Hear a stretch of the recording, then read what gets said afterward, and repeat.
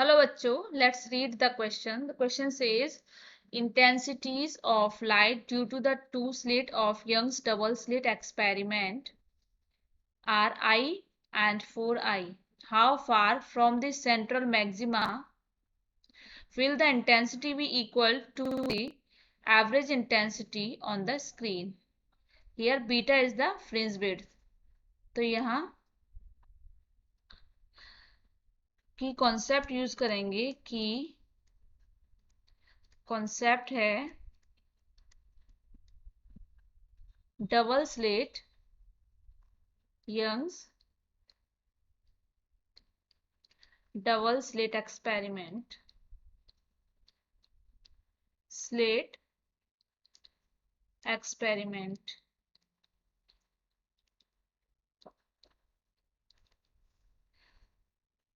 Average intensity की value होती है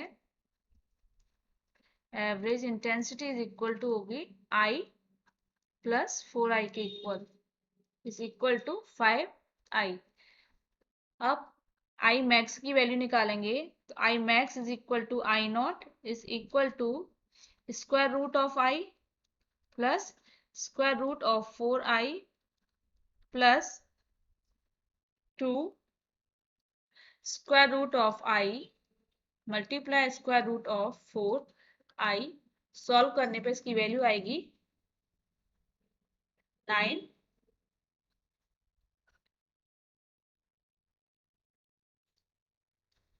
ये I square square root of 4I square is equal to 9I। I max की value आ गई 9I। नाउ रिलेशन है I max is I is equal to I average is equal to I max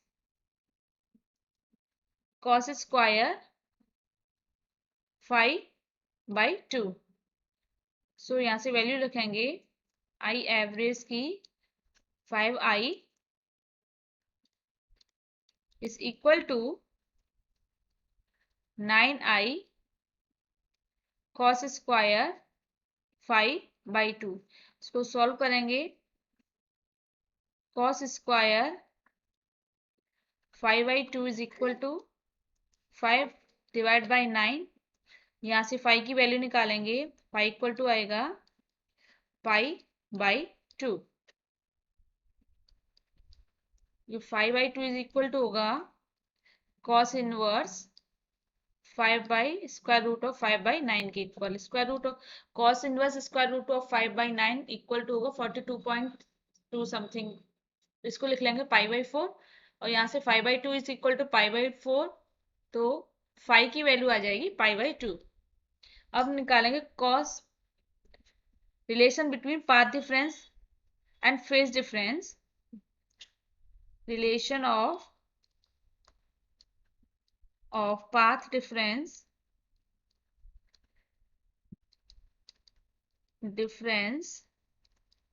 and phase difference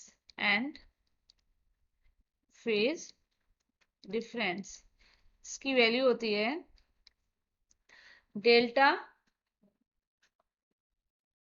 phi is equal to 2 pi divide by lambda delta x.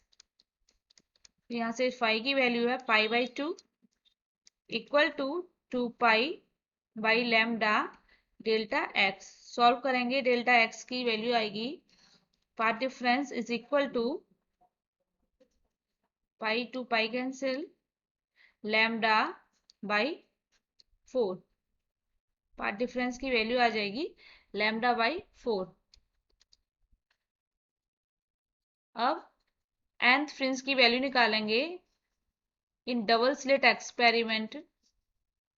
nth fringe equal to होता है for maxima के लिए nth fringe की value होती है xn is equal to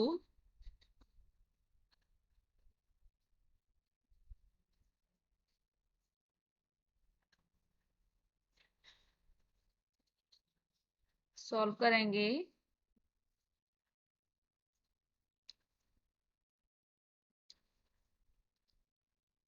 xn divide by capital D is equal to delta x divide by small d। तो यहाँ से xn की वैल्यू निकालेंगे, xn is equal to delta x